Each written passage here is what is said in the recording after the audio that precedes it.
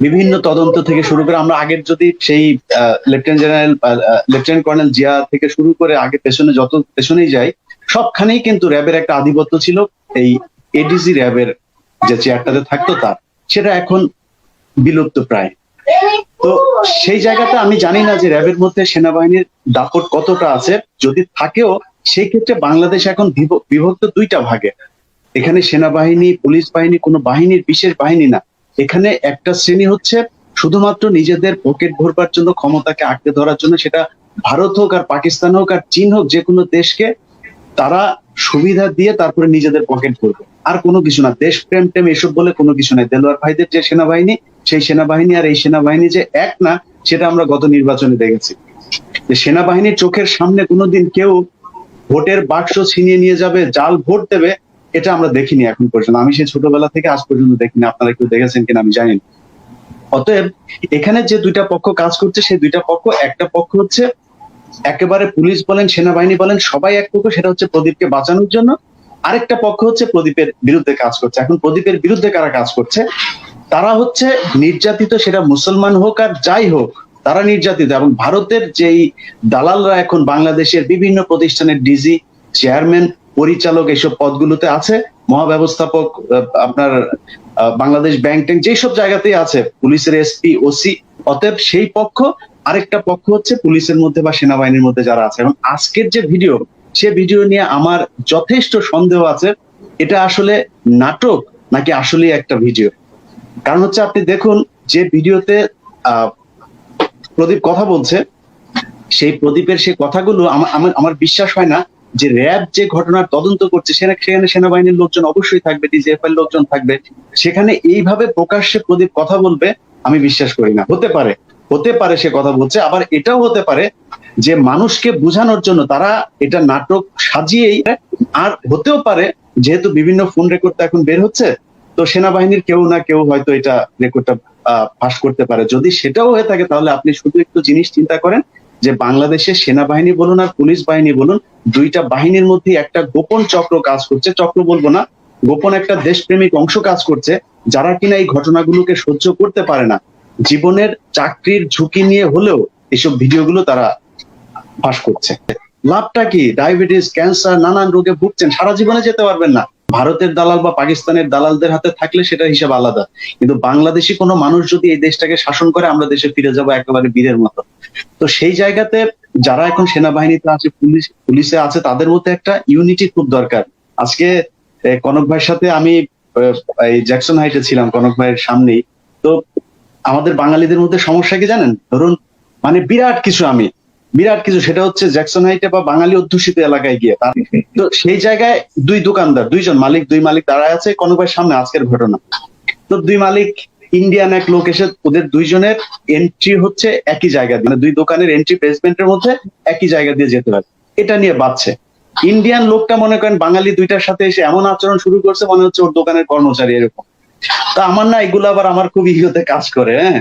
তো বলছে যে মানে হিন্দিতে ওরা ইচ্ছা মতো মানে ঝাড়তেছে, কেন তোমার এটা এখানে থাকে, কেন বায়ে, কেন লেফটে, কেন রাইটে রাখো, এই সেই। আমি গেলাম, আমি যে বললাম, এই আপনি ওর সাথে হিন্দিতে কথা বলতেছেন কেন? আপনি বাংলায় কথা বলেন। আপনার ভাষা কি হিন্দি? বাংলায় কথা বলেন ওর সাথে। ও যদি বাংলা না বুঝে, তাহলে ওরে বলেন এবার ইংলিশ বল। কারণ হিন্দিতে এখানে মনে করেন মানে এমন একটা অবস্থা যে মনে হয় আমাদের হিন্দি জানতেই হবে। জ্যাকসন হাইটের অবস্থা এরকম। আমি এই পর্যন্ত অন্তত 5 জনকে অপমান করছি, সে আমার সাথে এসে হিন্দি কথা বলা শুরু করে। Why you speaking Hindi? Speak English, is America. ও, তুমি আমার সাথে মানে বাংলায় কথা বলো, না ইংলিশে কথা বলো, হিন্দিতে বলো কেন? বলছি ইউ ডোন্ট নো হিন্দি। আমি ওয়াই আই শুড নো? আমি কি ওইখানকার, আমার কি মাতৃভাষা যে আমার হিন্দি জানতেই হবে? তখন সে কয় all Bangladeshis no, why you don't know? আমি কই they are stupid, that's why they know Hindi. তো সে আয়নায় যদি আপনি প্রেস ক্লাবের অবস্থা দেখেন, একদিকে ফেডারেল, একদিকে ডিউজ, আরে ভাই সাংবাদিক, সেই আয়নায় যদি মাঝখানে ভাঙা থাকে, তাহলে অন্য সমাজের অবস্থাটা কি হবে? প্রেস ক্লাবের দুইটা অংশ কেন থাকবে? একই অবস্থা। এখন সেনাবাহিনীর অবস্থা যা হচ্ছে, অর্থাৎ এই ইলিয়াস ইলিয়াস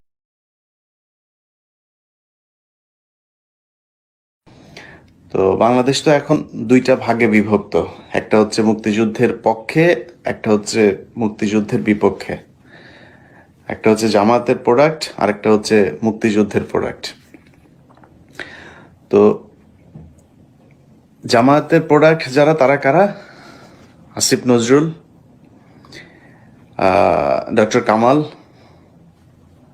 তারপরে নুরু আছে, বঙ্গবীর কাদের সিদ্দিকী, আসম আব্দুর রব, মাহমুদুর রহমান মান্না, এরা সব হচ্ছে রাজাকার, জামাতের প্রোডাক্ট। তারপরে আমাদের এক হুজুর ছিলেন আপনার মিজানুর রহমান আল আজহারি, আমি তো মানে মার্কা মারাই। তো এই হচ্ছে জামাতের প্রোডাক্ট, আর ওনারা হচ্ছে মুক্তিযুদ্ধের প্রোডাক্ট। এখন যে বিষয়টা নিয়ে বিতর্ক, সেটা হচ্ছে আরাফাত রাজাকার শাবক বলেছে সবাইকে। আমার প্রশ্ন হচ্ছে, ধরুন আমি তো সবসময় ওপেনেই বলি যে আমার পিতা একজন গর্বিত রাজাকার ছিলেন, হ্যাঁ, যেহেতু আপনারা বানিয়েছেন তো আমার তো আর কিছু বলার নেই, মেনে নিয়েছি। যদি রাজাকার থেকে থাকতেন তাহলে আমি নিজেকে গর্বিত মনে করছি। তো আমার বাবা ধরুন রাজাকার ছিল, আরাফাতের মাকে পাকিস্তান ক্যাম্পে দিয়ে এসেছে আমার বাবা। তো রাজাকার শাবক যদি নাকি গালি দিয়ে থাকে, তাহলে 1-2 জনের বাবা তার মাকে নিয়ে ধরে দিয়ে আসছে, বা 5 জন ধরে নিয়ে তার মাকে ওই পাকিস্তানি ক্যাম্পে দিয়ে এসছেন। সারা বাংলাদেশের মানুষ তো ওর মাকে পাকিস্তান ক্যাম্পে নিয়ে দিয়ে আসে নাই, তাই না? আমি মানে মাপ চেয়ে নিচ্ছি আপনাদের কাছে, কারণ কথাবার্তা সবসময় সুন্দরভাবে বলা যায় না, চাইলেও বলা যায় না। দেশের অবস্থা সেই জায়গায় নাই। একজন মানুষ মারা গেছে, আমি আমার ইউটিউবে একটা ভিডিও দিয়েছিলাম, সেখানে খারাপ কোনো কথা বলি নাই। সেখানে যে কথাটা বলেছি সেটা হচ্ছে যে নাসিম সাহেব চুরি করেছেন, স্বাস্থ্য খাতে চুরি করেছে। এটা যদি আপনি প্রমাণ, মানে এখনো যদি প্রমাণ চান, তাহলে আপনি নিজেও চোর। তো এই একেবারে প্রমাণিত যে চোর, সে কি মারা যাওয়ার পরে ভালো হয়ে গেছে? সে তো চোর। যে চোর তাকে তো আপনি ভালো বলতে পারবেন না। তো চুরি করে মারা গেল, এখন তিনি ভালো হয়ে গেল। আমরা তারপরেও তাদের প্রতি আমাদের একটা সিম্পেথি আছে। আমরা মানুষ, আমরা আওয়ামী লীগের মতো অমানুষ না।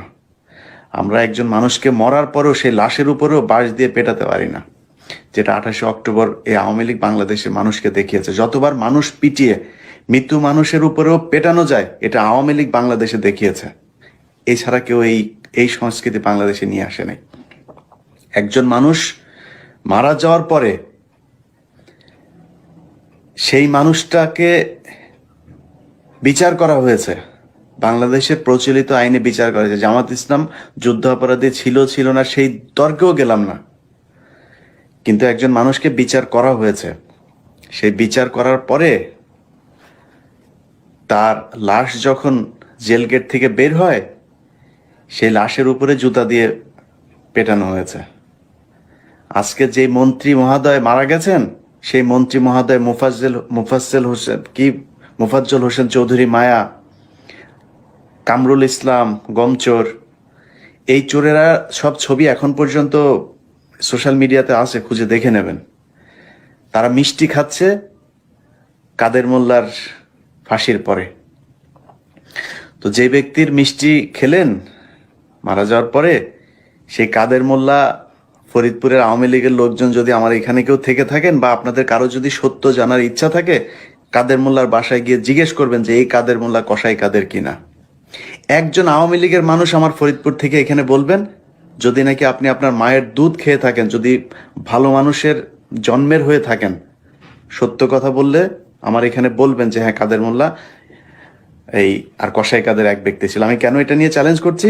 কারণ এটা নিয়ে আমি 21শে টেলিভিশনে থাকা অবস্থায় অনুসন্ধান করেছিলাম, যে কারণে আমি জানি এই বিষয়টা, যে কোন কসাই কাদের কে ছিলেন আর কাদের মোল্লা কে ছিলেন।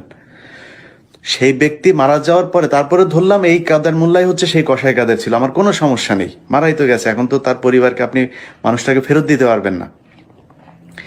সেই মানুষটাকে আপনি মারা যাওয়ার পর মিষ্টি খেলেন, এবং এই আজকে নাসিম সেই অনুষ্ঠানে যোগ দিয়েছিল, এখন পর্যন্ত সেই ছবি আছে। তো সেই নাসিম মারা যাওয়ার পরে আমরা বলতেই পারবো না, সেটা যদি নাকি আমাদের ধর্মের কারণে বা আমাদের মানবিকতার কারণে আমরা নিজেরা বন্ধ করি। যেভাবে আমার ইউটিউব চ্যানেল থেকে আমার ভিডিও সরিয়ে দিয়েছি, গত পরশুদিন ভিডিওটা দিয়েছিলাম, কালকে সরিয়ে দিয়েছি।